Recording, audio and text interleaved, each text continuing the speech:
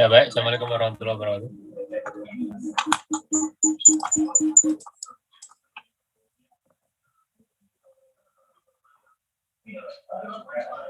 Waalaikumsalam.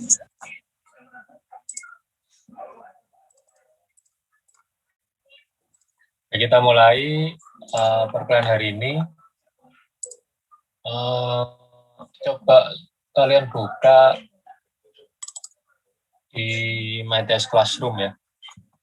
Sudah saya ini kan beberapa penjelasan singkat tentang apa yang akan kita bahas sekarang ini. Oke, jadi di dalam pemrograman jaringan, ya, dalam pemrograman jaringan kita akan pastinya di dalam memprogram jaringan ini kita akan menghadapi hal-hal yang mungkin tidak sama dengan yang kita hadapi di pemrograman yang biasanya gitu ya. Kita pemrograman biasanya membuat fungsi dan sebagainya. Pemrograman dilakukan dengan cara single thread. Artinya apa? Single thread adalah ya mungkin kita kembali ke definisi dari program dan proses gitu ya. Mungkin bisa dibaca di CPU core dan proses itu. Jadi kalau kita membuat program, sebenarnya kita itu membuat urutan instruksi dari awal hingga akhir, gitu ya. Instruksi dari awal hingga akhir. Nah, membuat program adalah instruksi itu kita masukkan dalam program, dan waktu kita eksekusi, dia akan menjadi suatu waktu kita eksekusi, ya. Eksekusi itu berarti program itu kita berikan ke sistem operasi untuk dieksekusi, di mana sistem operasi akan memuat program kita tadi, urutan instruksi kita ke dalam memori. Nah, pada saat berada di memori,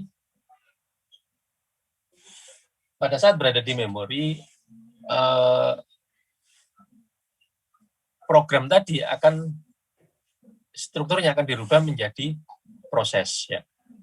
Nah, proses di dalam memori akan mempunyai area memori tersendiri yang memang hubungannya dengan program yang kita buat tadi. Demikian juga kalau kita membuat suatu program dan kemudian kita akan ada juga di dalamnya sebuah stack, gitu ya, namanya stack. Jadi apa artinya stack? Stack itu adalah ketika kita melakukan, kita di dalam program itu kita mempunyai kayak loop, fungsi, dan sebagainya. Maka eksekusi itu dilakukan harus menyimpan track dari atau baris di mana yang dia dikerjakan oleh CPU. Jadi kalau kita gambarkan, sebentar.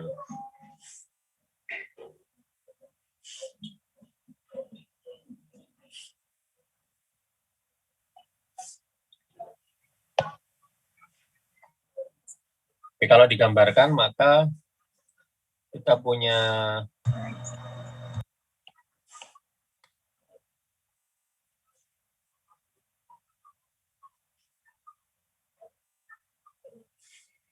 program, begitu program itu dieksekusi,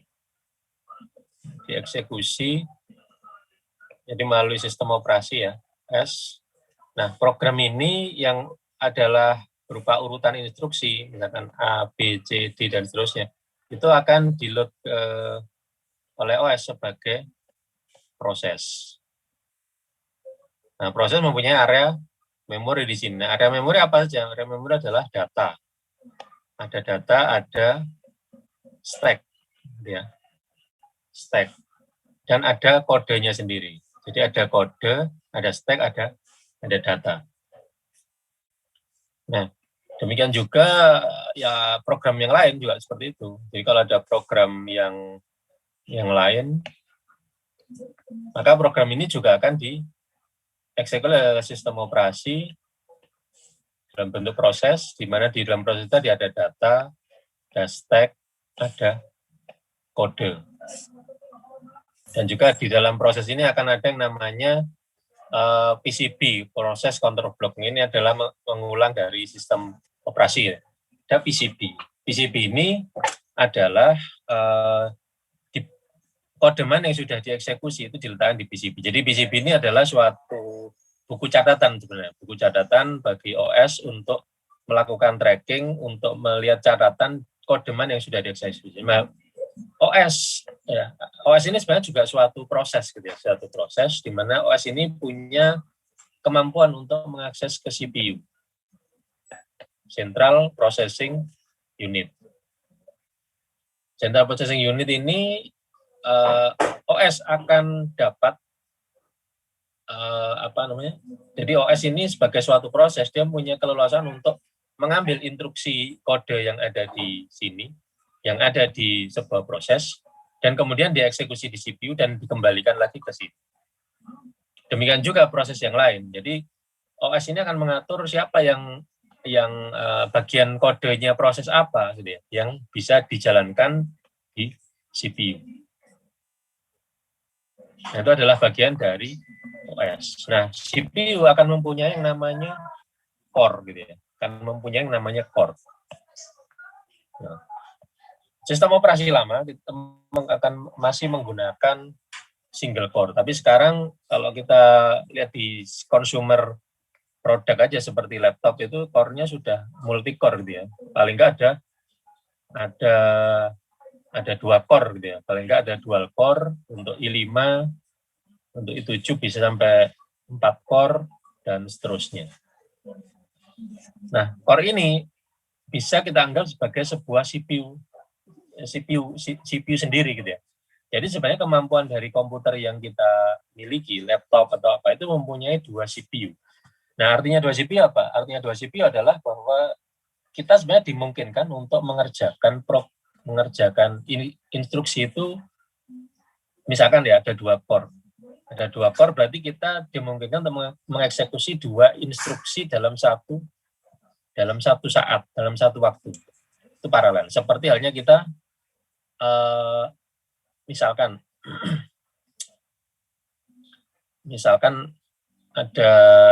kita diminta untuk membuat Indomie sama bikin teh.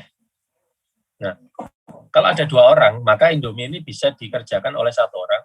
Kalau ada 2 orang ya, dan bikin teh itu bisa dikerjakan oleh orang yang lain. Jadi pekerjaannya bisa jadi selesai berbarengan. Nah, tapi kalau hanya orang satu yang mengerjakan, maka bikin mie dan bikin teh tadi harus dikerjakan secara serial. Nah, itu nanti ada hubungannya dengan paralel dan konkuren. Nanti ada hubungannya ke sana.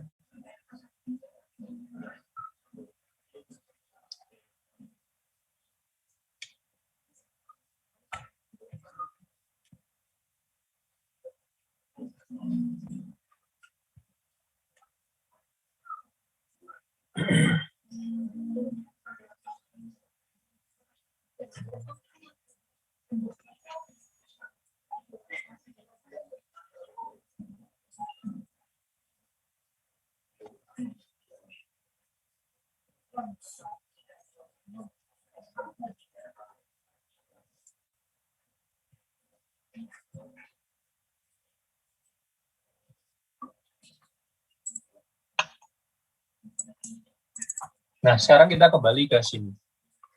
Jadi kalau coba kalian baca di situ, jadi ada 3 hal utama yang mungkin perlu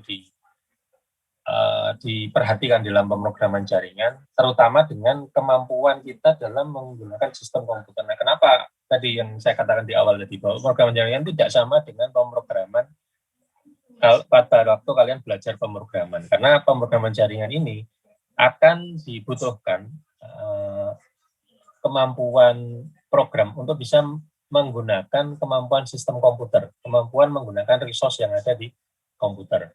Karena kalau kita menggunakan pemrograman jaringan itu seperti pemrograman biasa, hal ini akan membuat proses menjadi lama. Gitu. Karena di dalam jaringan itu, event-event di dalam jaringan itu sifatnya adalah sifatnya adalah ya eventnya datang kapan saja dan prosesnya tidak bisa dilakukan secara serial. Jadi kita benar-benar harus memanfaatkan apa yang disediakan sistem operasi kepada kita sebagai programmer dari aplikasi berbasis jaringan ini.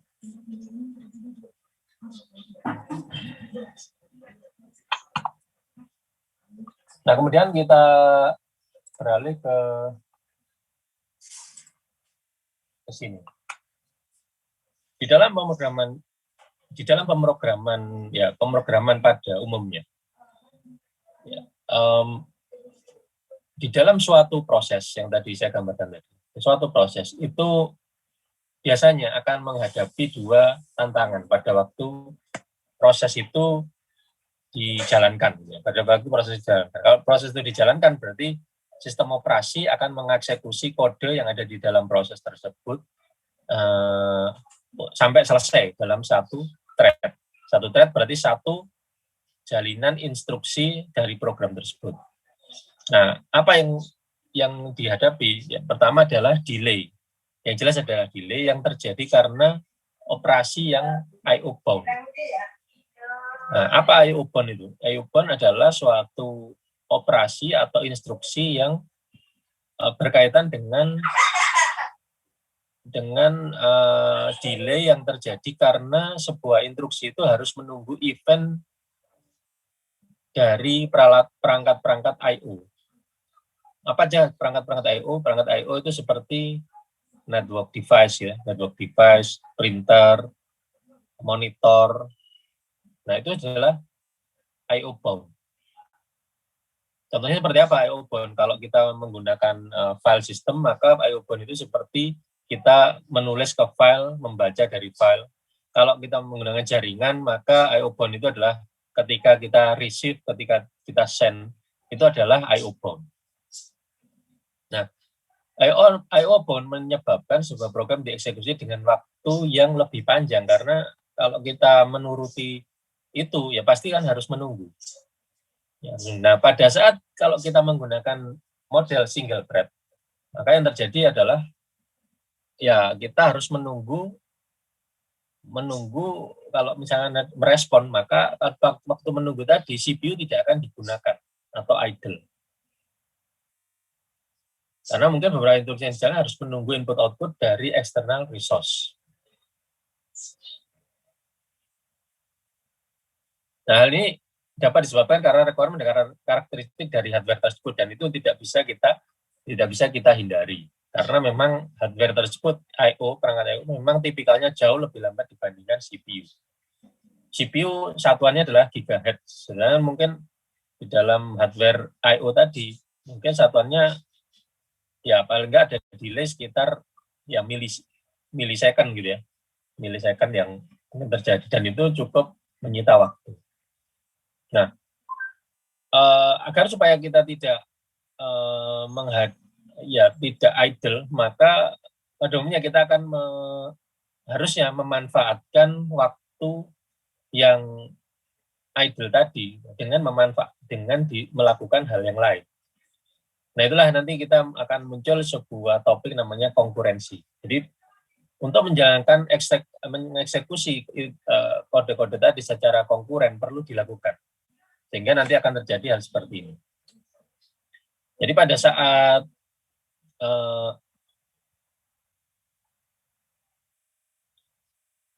jadi kalau di gambar yang ini, ya, di gambar ini yang merah itu adalah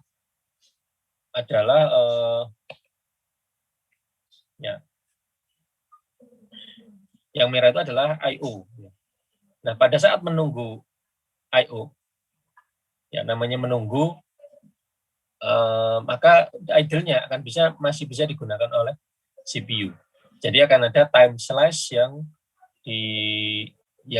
digunakan untuk mengerjakan hal-hal yang lain. Jadi tidak perlu menunggu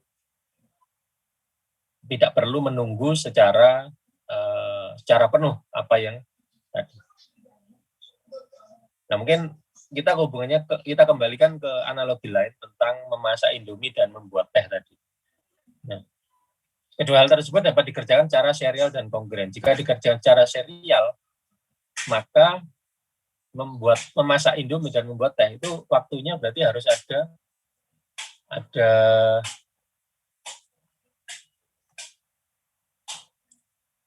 jadi misalkan apa saja sih kalau memasak Indomie itu kan ya gini ya, memasak Indomie.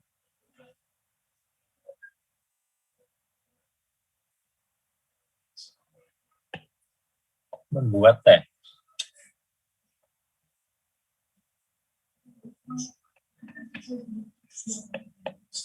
Misalkan masak Indomie itu waktunya adalah T1, buat teh adalah T2. Kalau kita kerjakan secara serial, waktunya adalah T1 ditambah T2. T1 tambah T2. Jadi kalau kita ini kan maka T1 masak Indomie ya, T1 tambah T2. Jadi waktunya adalah ini waktu yang kita. Jadi kalau padahal sebenarnya kita bisa membuat keduanya itu dengan waktu yang kurang dari ini, waktu yang kurang dari ini. Ya, waktu yang kurang dari ini bagaimana cara kita? Nah, sekarang berarti kita harus membreakdown memasak Indomie tadi menjadi aktivitas-aktivitas apa aja di dalam masak Indomie. Nah, masak Indomie itu kan bisa jadi apa? 1, membuka bungkus. 2,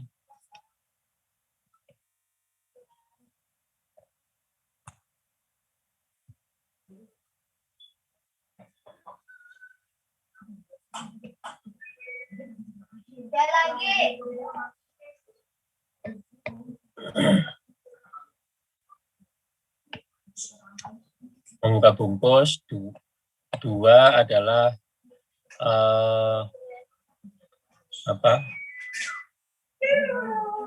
meletakkan mie di piring. 3, mencampur mie dengan kecap. 4,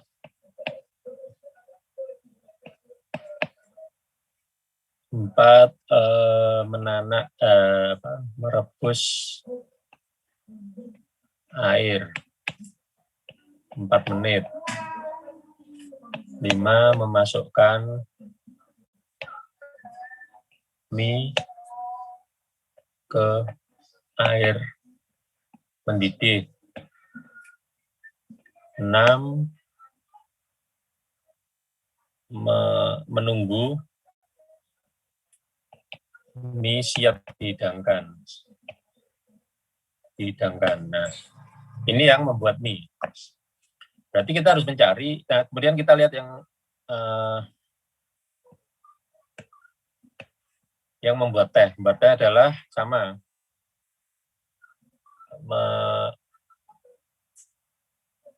Merebus air juga. 2, meletakkan teh ke gelas. 3, menuang. 4, selesai. Nah, dari aktivitas ini sebenarnya kita bisa melakukan pada waktu menunggu kita bisa melakukan hal yang lain di dalam membuat teh. Jadi sebenarnya kalau misalnya kita mau menjalankan prosedur, misalkan 1, membuka bungkus gitu ya, 1, kemudian 2, meletakkan. Ini mungkin ini bisa dikerjakan secara berurutan. Mencampur mie dengan kecap nomor 3. Nah, kemudian ada 4. Nah, 4 ini kan nggak harus ditunggu. 4 ini nggak harus ditunggu. Yaitu ini ya, 4 ini. Tidak harus ditunggu, 4 menit. Nah, pada saat ini kita dapat menjalankan nomor, kita dapat memulai yang nomor yang membuat teh. Jadi mungkin merebus airnya itu 4, mungkin berbarengan.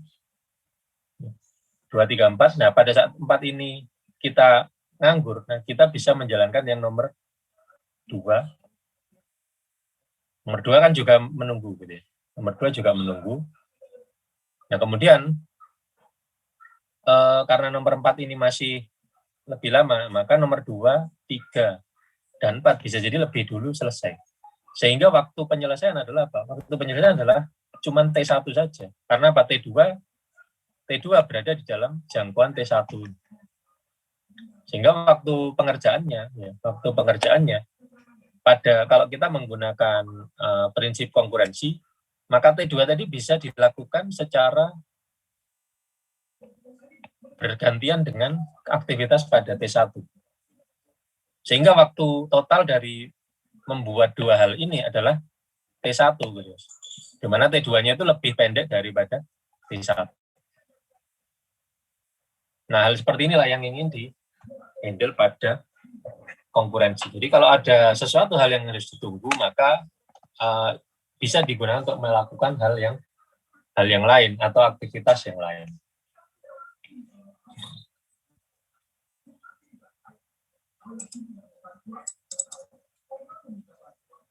Nah, kemudian delay yang berikutnya yang terjadi adalah karena instruksi melakukan proses CPU secara intensif atau yang disebut dengan CPU bomb. Nah, CPU bomb ini adalah semua yang berkaitan dengan apa namanya? Ya, tidak ada aktivitas luar yang mengganggu. Full semuanya adalah aktivitas CPU dan memang intensif. Nah, pada umumnya hal seperti ini barulah kemampuan multicore dari CPU dapat kita gunakan. Jadi dengan menggunakan multicore, compute problem yang harusnya yang dikerjakan dengan satu core dapat dipisah ke core yang lain. Nah, kalau seperti ini berarti program kita itu akan berjalan secara paralel. Nah, paralel dengan konkuren berbeda gitu ya. Kalau paralel itu berarti ada dua otak yang menjalankan dalam satu ini. Jadi contohnya seperti ini, kita kembali ke analogi yang tadi tentang memasak Indomie dan membuat teh. Kalau ini dilakukan oleh dua orang yang berbeda atau dua CPU, maka penyelesaiannya apa? Ya penyelesaiannya adalah T1 tetap gitu. Karena apa? Dua orang berbeda berarti aktivitasnya berbeda gitu ya. Otaknya berbeda, tenaganya juga berbeda. Beda halnya dengan kalau kita masak Indomie dan buat teh dengan satu orang saja. Nah, tentu saja kalau kita menghadapi compute problem yang seperti itu, maka dengan mudah ya kita bagi aja agar supaya otak yang digunakan itu lebih dari satu. Kita menggunakan paralelisme.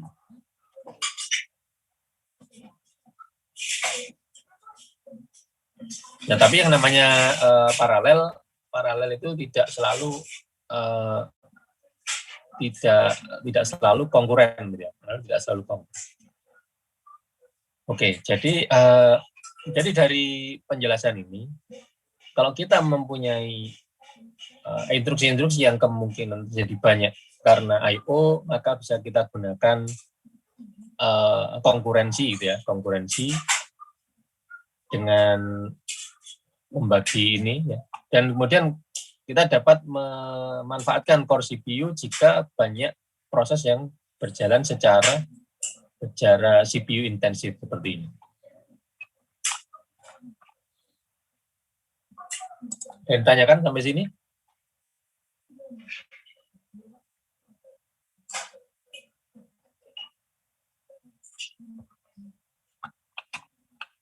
Oke, kemudian kita ya jangan, sebelum dilanjutkan, di pertemuan ini ada tugas ini ya, tugas merangkum perkuliahan. Jadi jangan lupa untuk melakukan ini, menjalankan tugas ini, merangkum perkuliahan pada perkuliahan kali ini. Kemudian buatlah perangkuman ini dalam bentuk online text, bukan dokumen, ya. Bukan dokumen. Jadi online text di submission ini. Kemudian ada juga tugas mengimplementasikan kasus menggunakan konkurensi nantinya.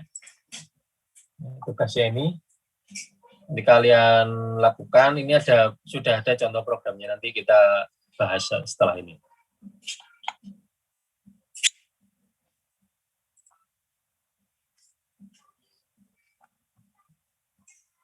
Oke, kita lanjutkan ke implementasinya. Nah, di dalam implementasinya terdapat dua metode dalam menjalankan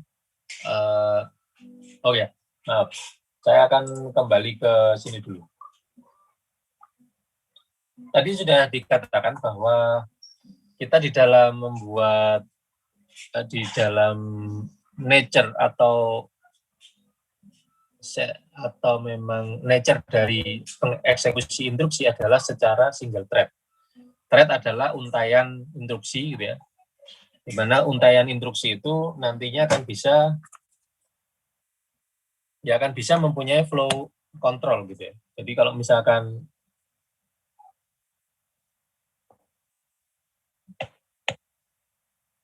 jadi yang namanya thread itu misalkan saya menjalankan baris 1, kemudian baris 2, baris 3, baris 4, terus kemudian ada fungsi gitu ya. Ada fungsi, kita menuju ke fungsi itu menjalankan instruksi di dalam fungsi-fungsi tadi, menjalankan, terus kemudian balik lagi. Balik kemana? Yang balik ke sini, balik ke thread utama. Sama juga jalan lagi, kemudian ada for loop, sini, balik lagi ke sini, balik lagi ke sini, balik lagi ke sini karena loop ya. Dan kita kembali ke luar, kemudian kita balik menjalankan fungsi dan seterusnya. Nah, ini adalah seperti thread, jalinan seperti benang gitu. Jalinan seperti benang yang berakhir di ujung, dari ujung ke ujung ini. Nah, itu adalah thread. Nah, itulah tadi yang disebutkan bahwa mungkin ada salah satu bagian di sini itu yang mengeksekusi I/O sehingga membutuhkan waktu lama. Nah, dari situ yang ini bisa kita gunakan untuk mengeksekusi thread yang lain di sini.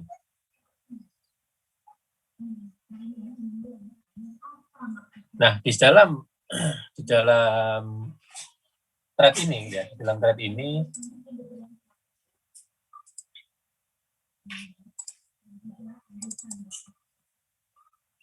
akan ada dua model gitu ya, dua model di dalam menjalankan thread ini. Yang pertama adalah sinkronus, ya, sinkronus itu seperti yang digambarkan kiri, itu adalah seperti yang tadi saya gambarkan, bahwa semua thread ini jalinannya akan dikerjakan secara berurutan. Tapi ada juga yang bersifat asinkronus, artinya adalah bahwa semua eksekusi akan dijalankan request. Jadi misalkan ada respon yang harus diinginkan itu dieksekusi belakangan. Jadi instruksinya dikerjakan dulu dan kemudian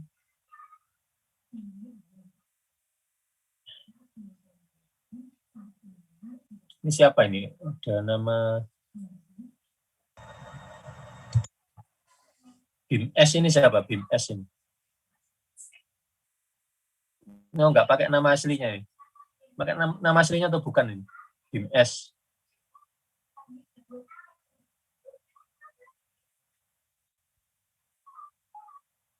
Tolong yang masuk ke sini, tolong menggunakan nama aslinya. Gitu. Saya tidak mewajibkan dari awal, memang tidak saya bahas, karena mungkin kalian sudah tahu sendiri kalau di perkuliahan ini kalian harus menggunakan nama asli. Gitu ya. Saya memang tidak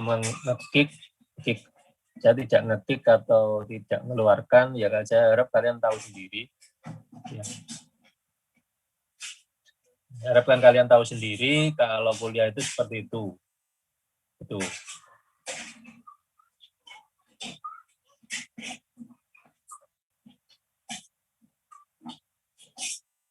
Ya, jadi mungkin ya sudah sama-sama besar gitu ya. Jadi kalau kuliah tolong ada kalau gabung ini ya saya juga tidak mewajibkan kamera untuk dinyalakan. Jadi paling enggak ini saya akan bisa melihat siapa yang hadir di sini. Ya mungkin kalau suatu saat dibutuhkan ya mungkin saya akan menerapkan disiplin yang lebih strict gitu di dalam perkuliahan ini. Tapi mungkin ya itu tergantung kalian sendiri sih. Jangan karepe ya mungkin sudah saatnya ininya diterapkan gitu.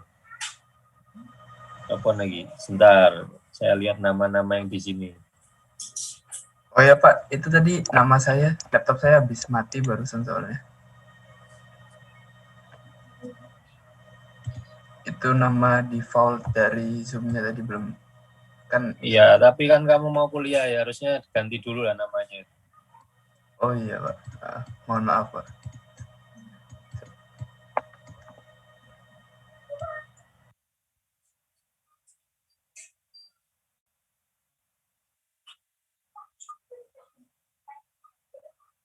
Siapa ya? Excel Deo ini siapa ya? Iya Pak.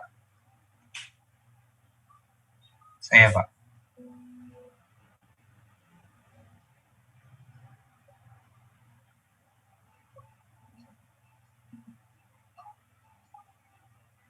Oke.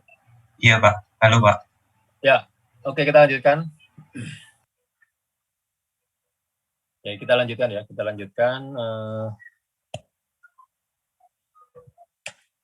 Kita lanjutkan di apa tadi mau kita kembali ke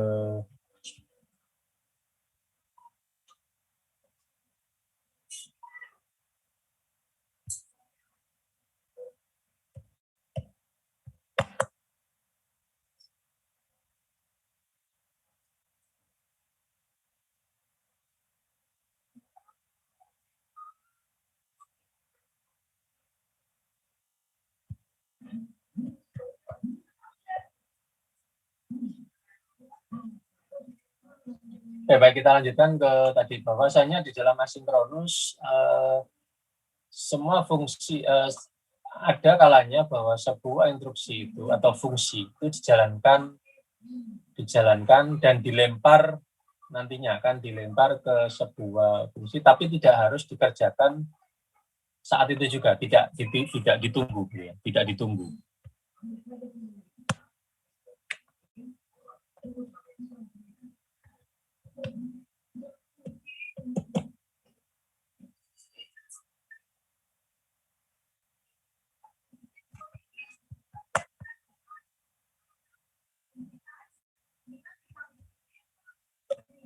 Nah,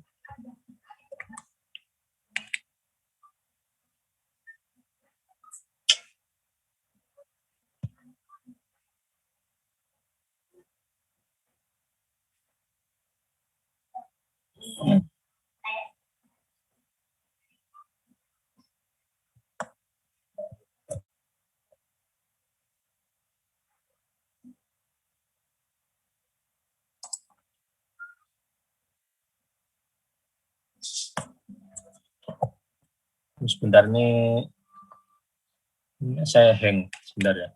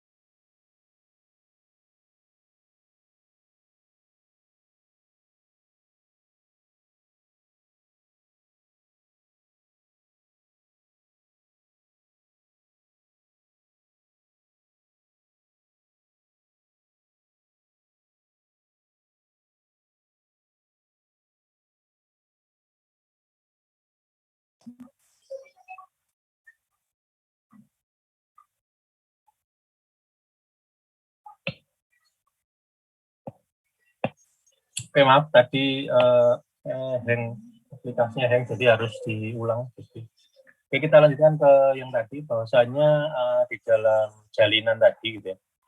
Dalam jalinan tadi itu kita punya punya thread yang biasanya itu seperti ini gitu ya. Nah, tapi kalau kita punya fungsi, maka fungsi tadi harus supaya kembali ke thread utama, kita harus menunggu selama mungkin T waktu gitu. Kemudian balik ke thread yang utama.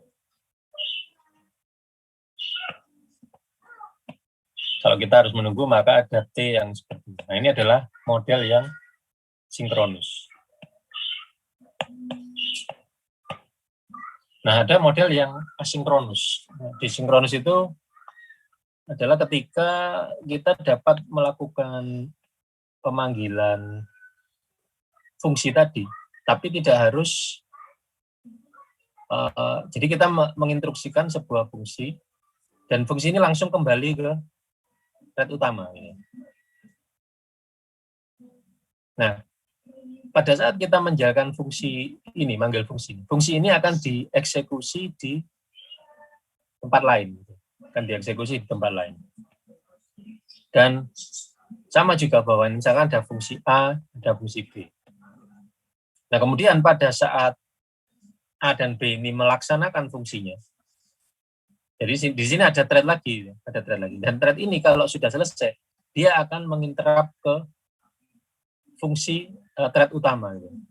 Jadi dia bisa jadi akan menjalankan sesuatu di thread utama dan kembali sini. Jadi dia seperti apa istilahnya kalau gini.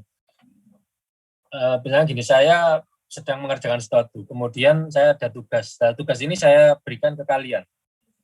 Tolong nanti kerjakan ini, beritahu saya kalau sudah selesai.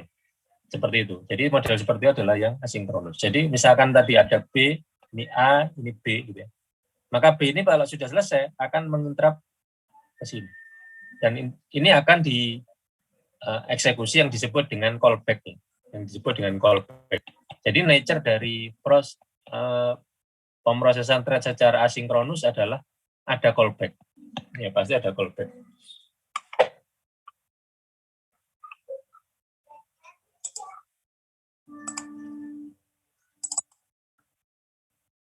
Jadi ada dua model tadi, asinkronus dan sinkronus. Nah, di dalam Python akan ada banyak aktivitas yang digunakan untuk melakukan operasi-operasi, entah itu I/O bound atau CPU bound.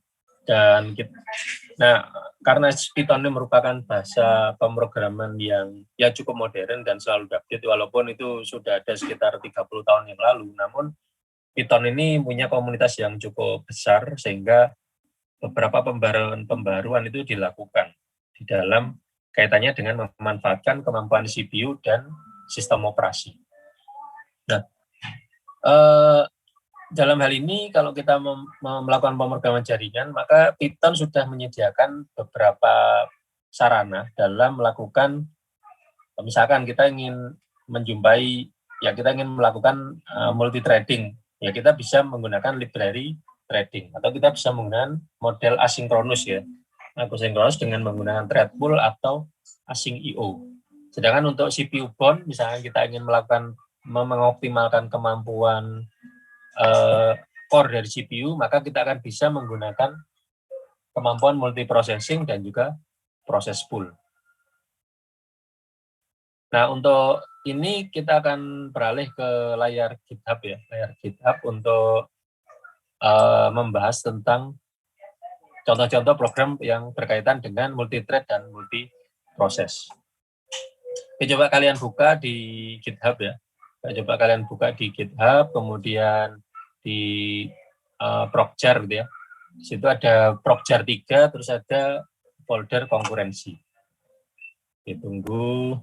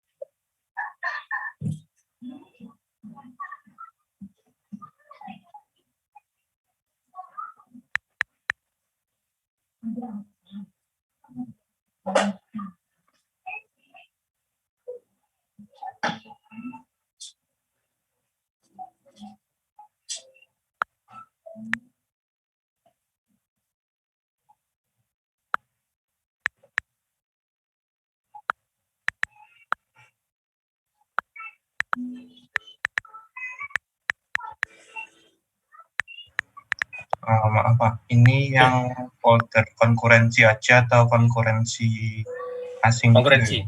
Konkurensi aja ya Pak? Oh iya Pak. Yang konkurensi yang atas.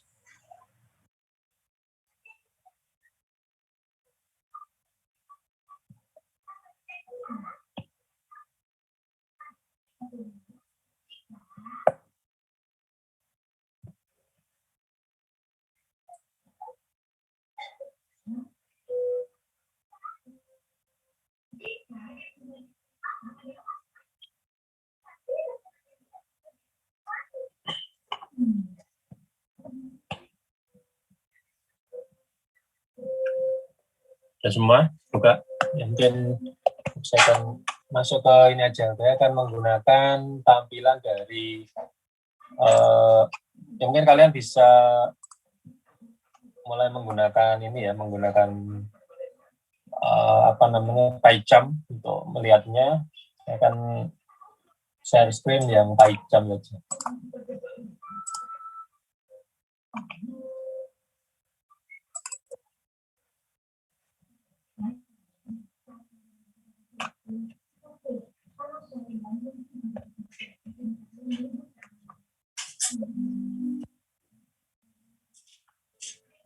Ya, jadi di Prokjar 3 itu sudah ada contoh dari pemrograman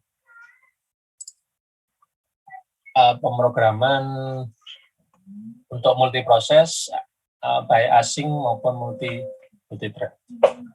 Nah, kita bahas mulai dari library dulu.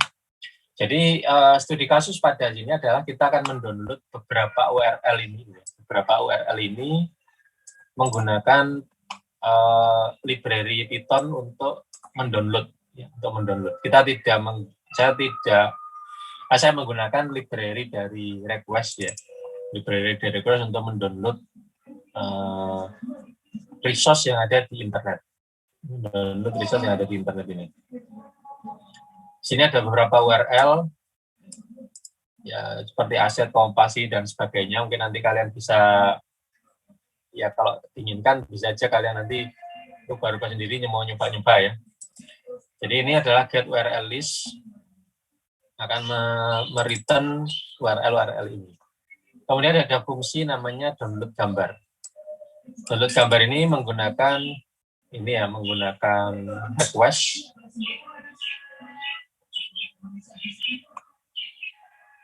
Ini ya, menggunakan library request untuk mendownload URL yang ada di sini. Dan hasilnya adalah kita akan mencatat waktu dari penyelesaian fungsi ini. Jadi download gambar ini akan dicatat waktu awalnya dan waktu akhirnya dan akan menjadi return dari hasil ini. Jadi kalau kita jalankan ini maka kita dapat misalkan K sama dengan ini print. Akan kita mencoba mendownload satu objek. Nah, maka kalau di print K adalah ini 0,2 kira-kira 2 detik gitu ya. Di mana 2 detik ini adalah dari jam 10.21.03 sampai jam 10.21.05. Sehingga ini nanti perlu kalian perhatikan di dalam untuk selanjutnya. Oke. Nah, kemudian kita menuju ke contoh pertama dari situ. Jadi kita akan menggunakan multi-thread. Single thread dulu aja. Jadi kalau kita menggunakan single thread, maka kita akan mendownload semua. Jadi di sini ada fungsi namanya download semua dengan menggunakan single thread tanpa kita harus menggunakan library multi-thread. Nah, jadi URL adalah get URL list, kemudian kita akan mencatat waktu awalnya dan mencatat waktu akhirnya. Kita lihat di sini untuk mendownload berapa tadi? Ada sekitar 1, 2, 3, 4, 5, 6. Ada 6 URL yang akan kita download dengan single thread, kita jalankan. Maka kalau kita lihat di sini, ini akan berjalan secara serial, akan berjalan secara berurutan. Jadi kalau kita lihat time frame-nya, kita lihat timeline-nya, maka di sini ada jam 10.22 sampai 10.22.13. Berikutnya adalah 10.22.13 sampai 10.22.15. Jadi dijalankan secara berurutan, di mana masing-masing proses mendownload URL ini akan makan waktu kira-kira 2 detikan. Gitu. Kira-kira 2 detikan. Untuk download file MOV ini mungkin 7 detik di komputer saya ini, dan seterusnya. Jadi kalau di total waktu yang dibutuhkan adalah sekitar 20 detik untuk mendownload ke semuanya ini. Nah, 20 detik ini kalau kita lihat di sini ada 3 detik, ada 2 detik. Ini ada berapa detik? 7 detik yang idle di sini. Kalau kita masih menggunakan single thread. Nah, disitulah kita akan mencoba menggunakan multi thread agar supaya selisih waktu 7 detik di sini itu dapat dimanfaatkan untuk mengerjakan hal yang lain. Jadi kalau itu adalah totalnya adalah 20 detik, sekarang kita lihat yang menggunakan multi thread. Nah, bagaimana struktur dari multi thread? Multi thread menggunakan library namanya threading.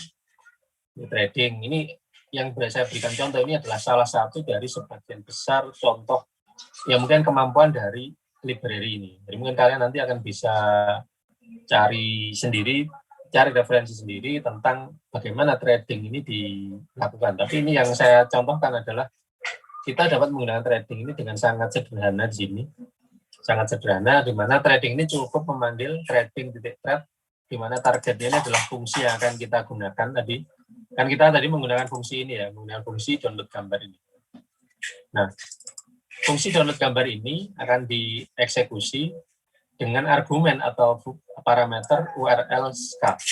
URL SK ini berarti per URL itu akan kita masukkan ke thread satu persatu. Nah, pada saat kita sudah daftarkan, baru kita start untuk tiap hasil dari instan dari thread ini. Maka dia pada saat start dia akan menjalankan masing-masing itu dalam bentuk multi thread. Nah, setelah itu kita akan nunggu hasilnya dari masing-masing thread tadi untuk diselesaikan dengan cara join. Namanya join, dan kita catat di sini untuk berapa lama waktu yang dibutuhkan untuk total keseluruhan dari itu. Nah, kita jalankan aja dulu. Cara multi thread. Nah, kita lihat sini, download ini dijalankan secara berbarengan gitu ya, berbarengan. Mendownload semua. Nah, tapi di background akan ada nih yang berjalan seperti ini. Nah, kalau kita lihat di sini, masing-masing untuk per download itu sebenarnya sama aja. Waktunya sama aja. Tapi kalau di total mungkin lebih pendek daripada kita menggunakan yang single thread tadi.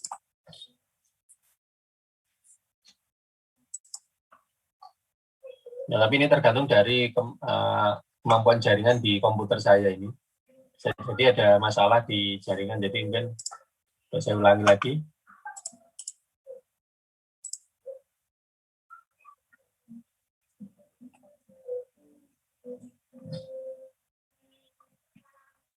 Nah, kalau kita lihat di sini, dia akan memakan waktu kira-kira 2 detikan, sama seperti yang sebelumnya. 2 detik, 2 detik, 2 detik lagi, kemudian untuk ini juga 2 detik.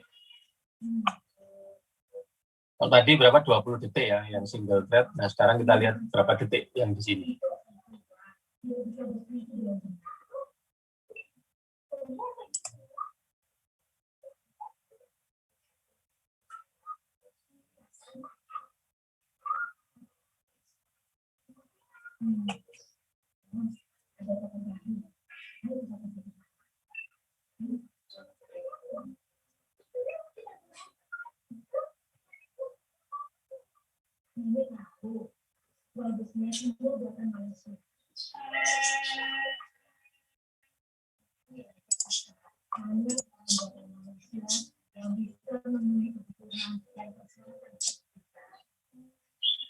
Ini sebenarnya ada masalah dengan salah satu objek di sini. Saya akan kurangi.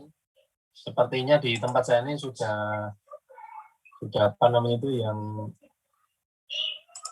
sudah apa kena limitasi bandwidth itu apa namanya fair usage policy, ya, karena sudah akhir bulan. Jadi di tempat saya ada agak lambat. Mungkin ini nanti saya kurangi, yang file besar ini saya kurangi gitu ya. Jadi cukup 3 file ini. Jadi cukup 3 file ini. Sekarang kita coba jalankan lagi dari single thread ya. Download satu persatu. Total waktu yang dibutuhkan adalah 6 detik. 6 detik. Sekarang kita akan jalankan yang multi thread.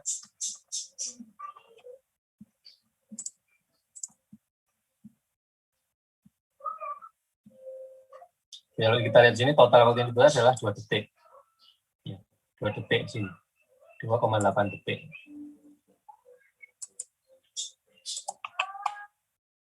Jadi sebenarnya di dalam masing-masing itu sama aja, jadi 2 detik, 2 detik. Tapi ada waktu idle yang bisa dimanfaatkan oleh ini, sehingga waktu di sini itu lebih cepat daripada yang single thread tadi. Nah kemudian ya kita tadi bahwa ini ada thread mungkin satu aja ya, kita coba ambilkan satu yang mungkin agak besar, ukuran ini ya, pasti ukurannya lebih besar sehingga ya 700 kilo. Kita jalankan. Kalau kita menggunakan single thread berapa?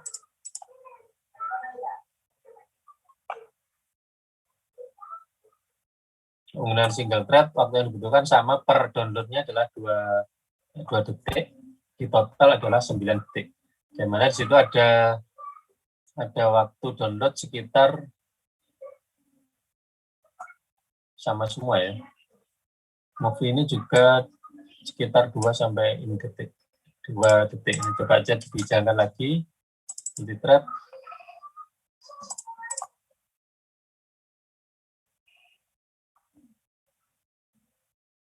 Ya, ini ada waktu yang dibutuhkan total adalah 4 detik. Single thread tadi berapa? Single thread tadi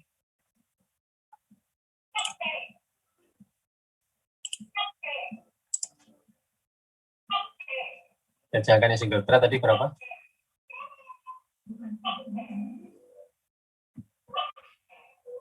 2,9 detik.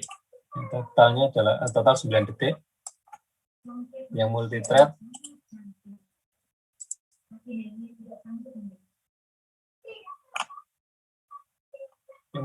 cuma 3 detik. Nah, ini sangat signifikan. Kalau tadi itu 9 detik di total yang single thread tadi ya, karena berurutan dan processingnya secara serial, maka dijumlahkan semua waktu yang dibutuhkan sehingga total 9 detik tadi. Sedangkan pada multi thread, karena waktu idle-nya dimanfaatkan, maka semua akan menjadi 3 detik total waktu yang dibutuhkan ini. Nah, jadi di situ terlihat perbedaan signifikan antara multi thread dan single thread. Nah, kemudian ada model pemrograman lagi yang disebut dengan asinkronus. Nah, asinkronus seperti yang tadi saya ceritakan tadi, bahwasannya asinkronus ini berhubungan dengan seperti task gitu ya, task atau tugas. Jadi kita memberikan tugas kepada thread itu untuk melaksanakan sebuah fungsi, dan kemudian fungsi itu dilakukan secara asinkronus. Nah, caranya bagaimana? Kita akan menggunakan library namanya concurrent futures. Concurrent futures, di mana concurrent future ini kita dapat memasukkan task atau fungsi tadi ke dalam suatu eksekutor. Nah, di sini ada parameter max worker sama dengan 2. Ini dapat kita set sesuai dengan jumlah dari kita mau menginginkan berapa worker yang dilakukan di sini. Jadi namanya thread pool eksekutor. Nah, caranya bagaimana ya? Kita tinggal melakukan task submit dengan fungsi apa tadi, fungsi download gambar dengan parameter URL. Tentu saja ini mempunyai parameter cara pemanggil yang berbeda-beda. Jadi nanti kalian dalam menerapkan ini di pemrograman jaringan, ya tentu saja menyesuaikan aja nanti dengan kalau di multi thread asinkronus ini kita menggunakan task submit ya, submit. Kemudian untuk joining atau untuk melihat hasil akhirnya dikumpulkan di dalam suatu variabel namanya status task. maka baru akan dihitung nilai total yang total waktu yang dibutuhkan untuk mengerjakan ini semua. Jadi pattern-nya sama. Oke, sekarang kita jalankan yang multi thread. Kalau tadi single thread tadi kan 9 detik, ini 3 detik ya. Nah, sekarang kita coba jalankan max worker 2. Jadi max worker 2 ini artinya ada 2 thread yang berjalan secara bersama. Jadi kalau kita lihat tadi kan di sini ada sekitar 1, 2, 3, 4. Ada 4. Berarti ada 2 yang menunggu. 2 menunggu, baru kemudian 2-nya lagi dijalankan setelah 2 yang itu tadi selesai. Nah, sekarang kita jalankan aja dengan 2 worker ya. Coba kita jalankan. Jadi ini ada 4, tapi yang dikerjakan masih 2 dulu. Nah, kita lihat sini, total waktu adalah 5 detik. Ya, 5 detik, karena max workernya adalah 2. Masih lebih cepat daripada yang single thread. Coba sekarang kita akan meningkatkan max workernya ke 4 gitu ya. Ke 4 berarti sesuai dengan jumlah URL yang diproses tadi. Coba kita jalankan yang tadi. Kita jalankan di sini.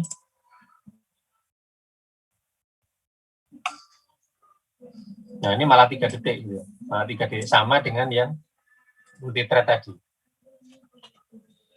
Jadi seperti itu. Jadi kita bisa memaksimalkan kemampuan dari CPU itu untuk mempercepat proses yang kita punya. Kemudian kita beralih ke multiproses.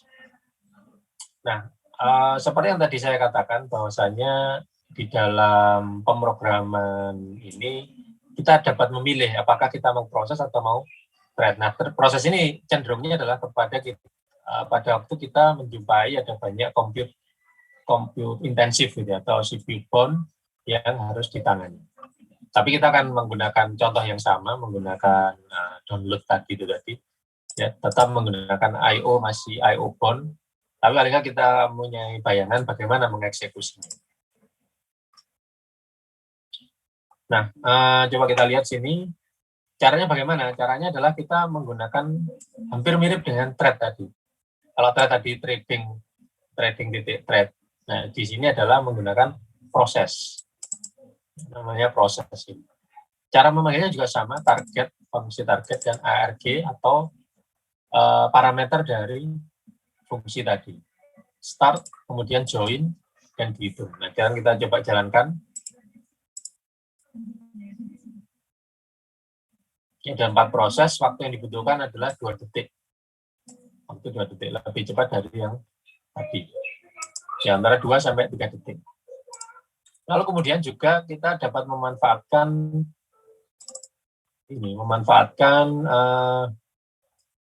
pool juga, seperti multi-thread asing tadi. Jadi kita menggunakan proses pool. Nah, proses pool ini memungkinkan kita untuk membuat suatu yang namanya proses gitu ya. Nah, kalau proses berarti akan ada proses yang dikelola sistem operasi, tidak hanya satu proses, tapi ada banyak proses yang bisa kita gunakan di sini. Nah, mungkin kita gunakan aja 2 dulu. Kita jalankan ya. Tadi 3 detik ya, terakhir 3 detik. Sekarang kita jalankan multiproses asing. Kalau 2, hasilnya berapa detik? Saya ada sekitar 4 detik. Coba sekarang kita tingkatkan waktunya mungkin 10 ya, 10 proses. Jadi kalau gitu berarti seluruh kemampuan workernya akan digunakan untuk itu. Berarti ada sisa sekitar di 4 berarti 6. Ada 6 yang digunakan. Coba kita jalankan aja. Ini full capacity. Ya, cuma 2 detik. Ya, cuma 2 detik. Seperti halnya kita menjalankan yang multiproses yang ini tadi. Ya, jadi seperti itu. Jadi kalau kita ingin membuat memanfaatkan kemampuan CPU, maka kita bisa memilih apakah kita mau melakukan multithread atau menggunakan multiproses, ya, multiprosesnya. Salah satu hal yang membuat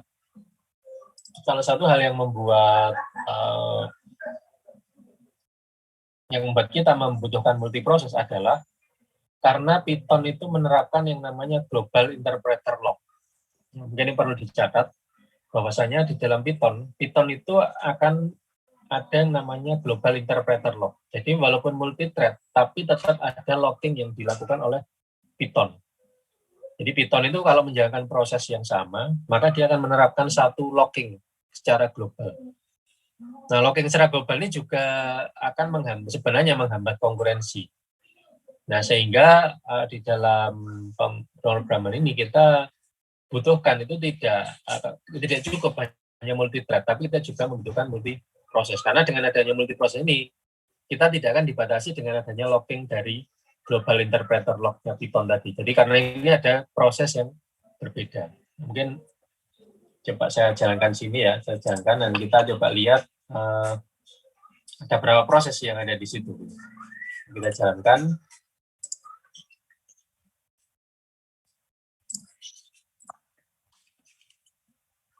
Kita PS ada beberapa konkurensi ini, ada beberapa program yang berjalan di sini.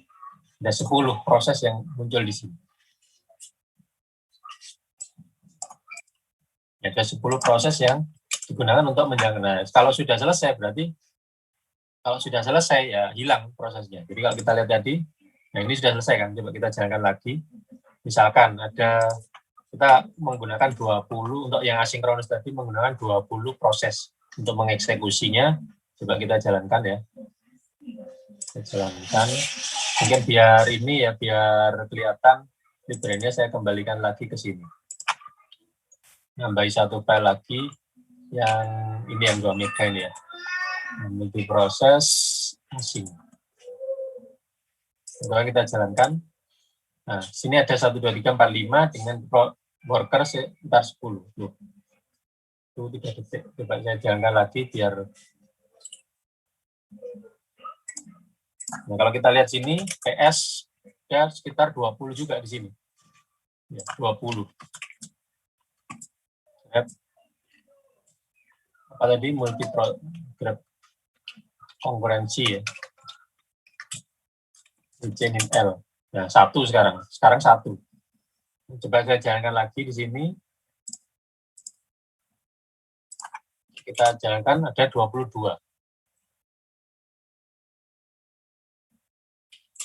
Terus selesai, terus 1 lagi. Coba kita sekarang lihat yang asing ya, thread asing.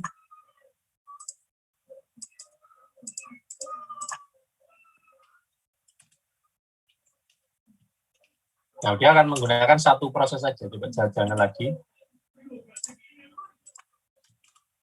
Nah, ini 2. Kalau sudah selesai, jadi 1 lagi. Nah, itu bedanya antara multiproses dengan yang multi-thread. Kalau multi-thread itu hanya satu proses yang digunakan, tapi kalau pada multiproses itu ada sejumlah proses yang kita gunakan tadi. Ya, misalnya kita menggunakan yang multiproses ini. Kita jalankan di sini, ada, karena kita mempunyai ada 5 URL, ya ada 5 proses yang digunakan.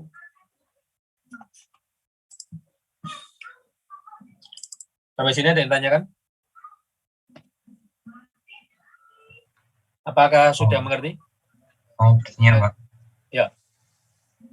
Bagaimana kita tahu kita punya berapa worker di laptop atau komputer kita, Pak? Yo, kita tentukan di sini. Kalau misalnya kita mau, tergantung dari ininya, tergantung diri kita. Misalnya kita tadi ya, proses tadi ya. Ya kita ini kan aja, kita set di sini aja. Kalau kita mau punya 20 worker ya berarti proses sama dengan 20.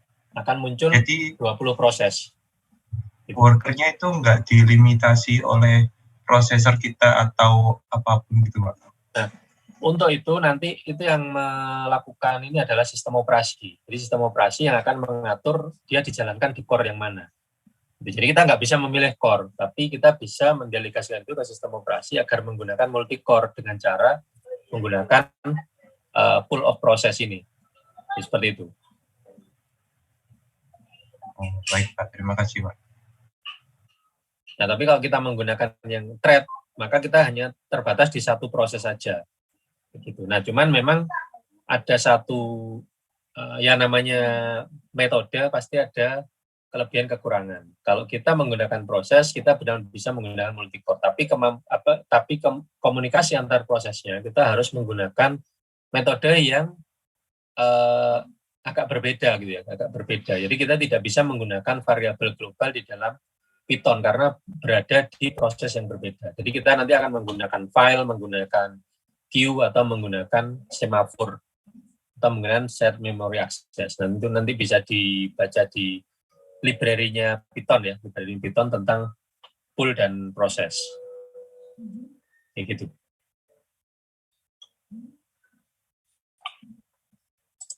Oke, jadi itu tadi kita bisa tahu sendiri bagaimana performan dari instruksi yang kita punyai. Jadi kalau kita punya fungsi download gambar tadi itu sama dan kita gunakan di beberapa kejadian berbeda, hal itu akan ya beda-beda gitu ya, hasil penyelesaiannya juga berbeda-beda.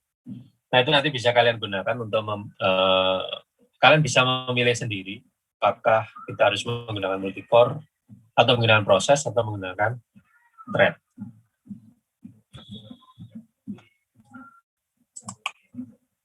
Ada yang lain yang mau bertanya?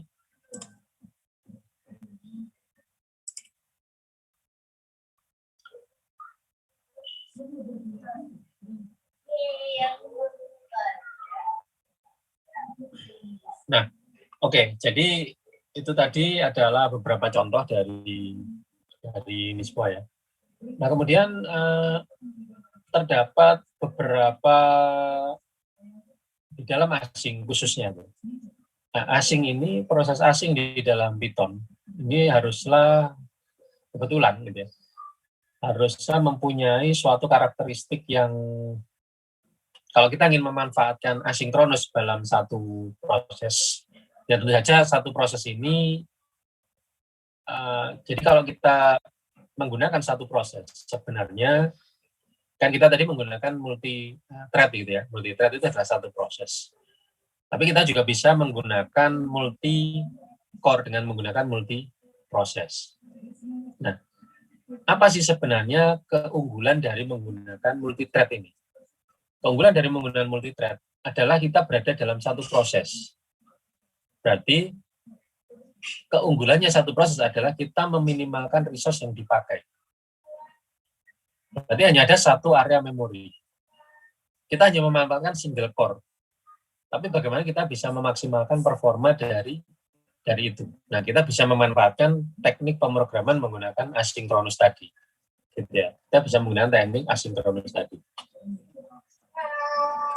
Nah, tentu saja karena kita hanya menggunakan satu proses, sehingga area memori juga tidak terlalu banyak, sehingga memori bisa hemat, dan proses bisa berjalan semua dengan nyaman gitu ya. Namun memang ada itu tadi, kalau kita menggunakan multi-thread akan ada JIL tadi, Global Interpreter Lock, yang membuat bahwa multi-thread itu sebenarnya performanya sama aja dengan single thread. Nah, sehingga itulah akhirnya dibuatlah model pemrograman asinkronus agar supaya tidak menggunakan apa istilahnya multi-thread tapi tidak menggunakan thread yang banyak. Nah, inilah coba dikembangkan oleh library satu lagi namanya asing.io. Asing.io di dalam Python itu membuat pemrograman itu, kita akan bisa membuat fungsi-fungsi yang kita buat itu secara asinkronus. Asinkronus artinya apa? Kalau kita menjalankan sebuah fungsi, maka fungsi tadi haruslah dieksekusi secara asinkronus. Nah, mungkin kita bahas di konkurensi asing.io ini. Asing.io mempunyai di Python itu ya, mempunyai sebuah fungsi itu bahwa fungsi dapat dieksekusi secara asinkronus dengan menambahkan asing di depannya. Dan proses asing ini harus dipanggil dengan menggunakan await. Await itu nanti dilihat di sini. Nah, ini contoh dari ini.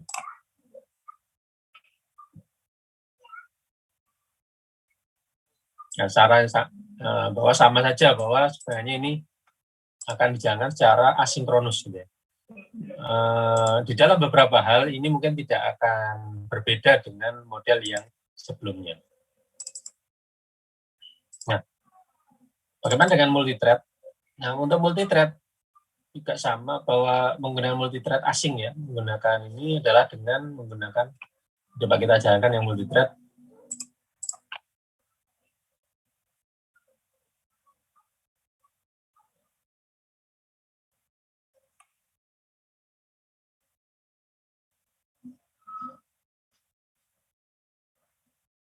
Ya, harusnya ini dijalankan secara asinkronus, namun total waktu yang dibutuhkan adalah 14 detik. Nah, ini sebenarnya bukan merupakan hasil yang bagus di dalam asinkronus. Nah, ini kenapa? Karena di dalam contoh yang saya berikan ini, kita masih menggunakan library nama ya request tadi. Kenapa? Request ini tidak menggunakan asing, tidak menggunakan metode asing. Jadi untuk lebih agar supaya kita dapat membuat program kita itu berjalan secara asinkronus, maka kita harus pastikan bahwa semua itu adalah asinkronus. Ya mungkin nanti kita akan bahas lebih lanjut di pemrograman server ya, berkaitan dengan asinkronus ini.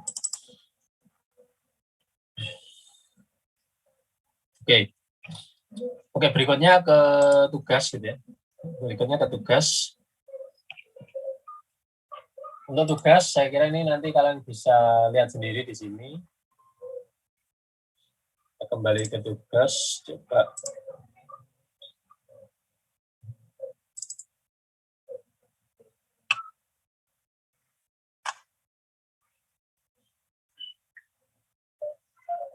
Jadi tugas implementasi kasus menggunakan konkurensi.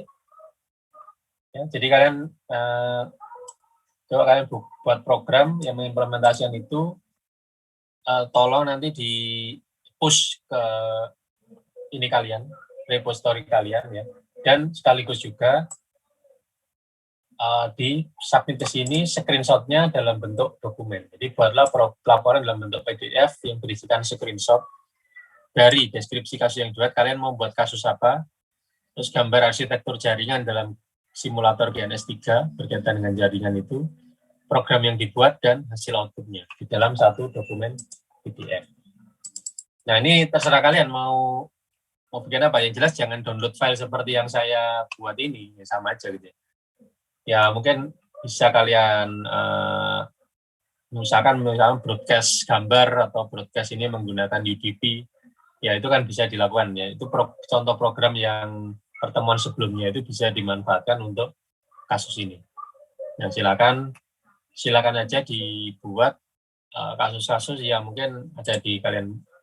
Ya mungkin nanti akan ada beberapa yang mirip tapi tidak ada masalah karena mungkin saja referensi yang mungkin terbatas, tapi ya saya harapkan kalian bisa original dari kalian sendiri, walaupun mirip ya nanti kita lihat kemiripannya.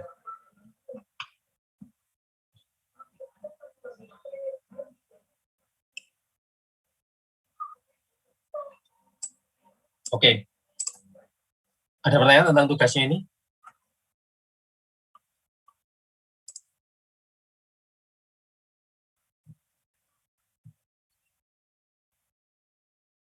Oke, kalau nggak ada, ya saya harapkan kalian tidak lupa bahwa ada tugas perangko perkuliahan kali ini. Ya, tugas perkuliahan disubmit dalam online tag yang harus dikerjakan di classroom. Ya, tidak upload dokumen, tapi langsung diketikkan secara plain text di situ.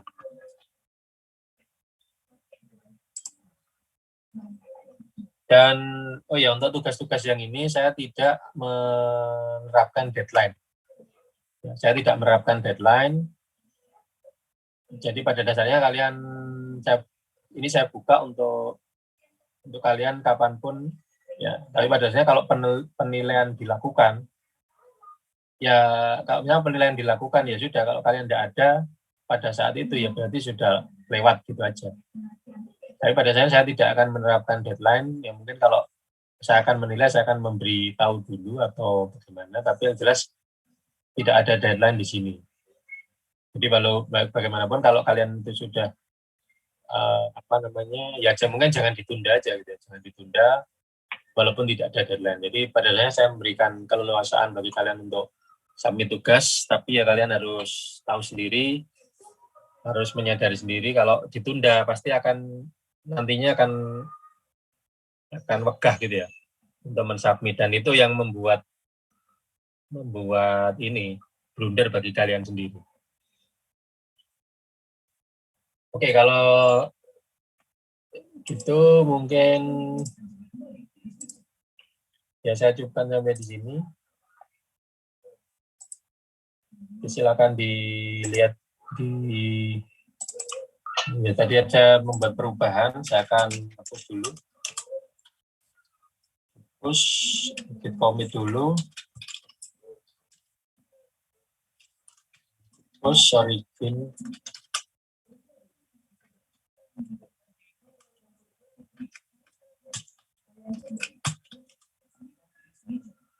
Nah, jadi sudah saya push, coba kalian bisa clone dan pelajari.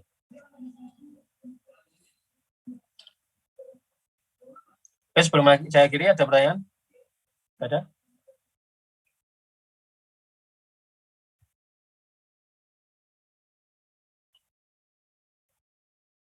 Kalau nggak ada pertanyaan, ya saya akhiri dulu. Ya, Assalamualaikum warahmatullahi wabarakatuh. Terima kasih, Pak. Terima kasih, Pak. Terima kasih, Pak.